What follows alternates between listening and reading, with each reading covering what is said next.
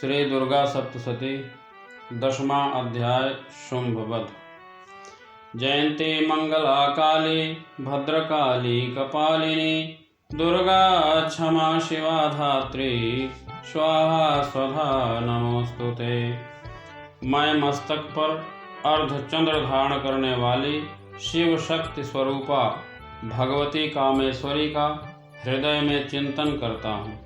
वे तपाए हुए स्वर्ण के समान सुंदर हैं। सूर्य, चंद्रमा और अग्नि ये ही तीन उनके नेत्र हैं तथा वे अपने मनोहर हाथों में धनुष, बाण, अंकुश, पास और शूल धारण किए हुए हैं। ऋषि कहते हैं, राजन, अपने प्राणों के समान प्यारे भाई निशुंभ को मारा गया देख तथा सारी सेना का संहार होता जान करके शुंभ ने कुपित होकर कहा, दुष्ट दुर्गे, तू बल के अभिमान में आकर झूठ मूठ का घमंड न दिखा। तू बड़ी माननी बनी हुई है, किंतु दूसरी स्त्रियों के बल का सहारा लेकर लड़ती है। देवी बोली, वो दुष्ट, मैं अकेली ही हूँ। इस संसार में मेरे सिवा दूसरी कौन है? देख, ये मेरी ही विभूतियाँ हैं, अतः मुझ पे ही प्रवेश कर रही हैं।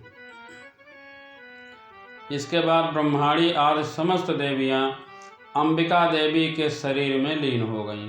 उस समय केवल अंबिका देवी ही रह गईं।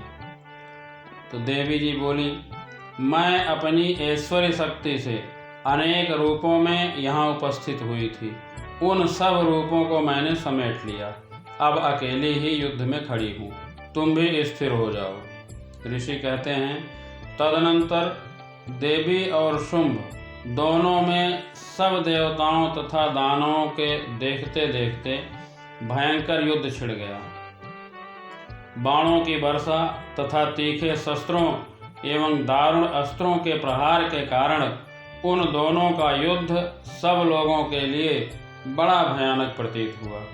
उस समय अंबिका देवी ने जो सैकड़ों दिव्य अस्त्र छोड़े, उन्हें दैत्यराज शुंभ ने उनके निवारक अस्त्रों द्वारा काट डाला। इसी प्रकार शुंभ ने भी जो दिव्य अस्त्र चलाए, उन्हें परमेश्वरी ने भयंकर हुंकार शब्द के उच्चारण आदि द्वारा खिलवाड़ में ही नष्ट कर डाला। तब उस असुर ने सैकड़ों बाणों से देवी को ढक दिया। यह देख क्रोध में भरी हुई उन देवी ने भी बाण मारकर उसका धनुष काट डाला। धनुष कट जाने पर फिर दैत्यराज ने शक्ति हाथ में ली, किंतु देवी ने चक्र से उसके हाथ की शक्ति को भी काट गिराया। इसके बाद दैत्यों के स्वामी शुंभ ने 100 चांद वाली चमकती हुई ढाल और तलवार हाथ में लेकर उस समय देवी पर धावा बोल दिया। उसके आते ही चंडिका ने अपने धनुष से छोड़े हुए तीखे बाणों द्वारा उसके सूर्य किरणों के समान उज्ज्वल ढाल और तलवार को तुरंत काट दिया। फिर उस दैत्य के घोड़े और सारथी मारे गए। धनुष तो पहले ही कट चुका था। अब उसने अंबिका को मारने के लिए उद्यत हो भयंकर मुदगर हाथ में लिया। उसे आते देख देवी ने अपने तीक्ष्ण बाणों से उसका मुदगर भी काट डाला। इस पर भी वह असुर मुक्का तानकर बड़े वेग से देवी की ओर झपटा। उस दैत्यराज ने देवी की छाती में मुक्का मारा। तब उन देवी ने भी उसकी छाती में एक चांटा जड़ दिया। देवी का थप्पड़ खाकर दैत्यराज शुंभ पृथ्वी पर गिर पड़ा, किंतु पुनः सहसा पहले की तरह उठकर खड़ा हो गया। फिर वह उछला और देवी को ऊपर ले जाकर आकाश में खड़ा हो गया। तब चंडिका आकाश में भी बिना किसी आधार के ही शुंभ के साथ युद्ध करने लगी।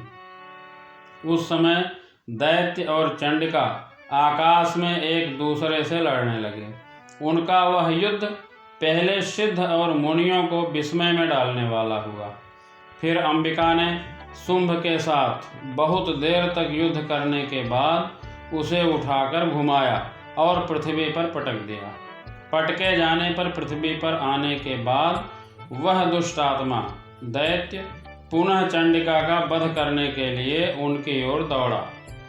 तब समस्त दैत्यों के राजा शुंभ को अपनी ओर आते देख देवी ने त्रिशूल से उसकी छाती छेद कर उसे पृथ्वी पर गिरा दिया। देवी के शूल की धार से घायल होने पर उसके प्राण पखेरु उड़ गए और वह समुद्रों, द्वीपों तथा पर्वतों सहित समूची पृथ्वी को कपाता हुआ भूमि पर गिर पड़ा। तदनंतर उस दुरात्मा के मारे जाने पर संपूर्ण जगत प्रसन्न एवं पूर्ण स्वस्थ हो गया तथा आकाश स्वच्छ दिखाई देने लगा। पहले जो उत्पात सूचक मेघ और उल्कापात होते थे वे सब शांत हो गए तथा उस दैत्य के मारे जाने पर नदियां भी ठीक मार्ग से बहने लगीं। उस समय शुंभ की मृत्यु के बाद संपूर्ण देवताओं का हृदय खुशी से भर गया और गंधर्वगण मधुर गीत गाने लगे। दूसरे गंधर्व बाजे बजाने लगे और अप्सराएं नाचने लगीं। पवित्र वायु बहने लगी। सूर्य की प्रभा उत्तम हो गई। अग्निशाला की बुझी हुई आग अपने आप प्रज्वलित हो उठी तथा संपूर्ण दिशाओं के भयंकर शब्द शांत हो गए। इस प्रकार श्री मार्कंडेय पुराण में सावर्णिक मनवंतर की कथा के अंतर्गत देवी महात्म्य में शुंभ वध नामक 10वां अध्याय पूरा हुआ। जय माता दी।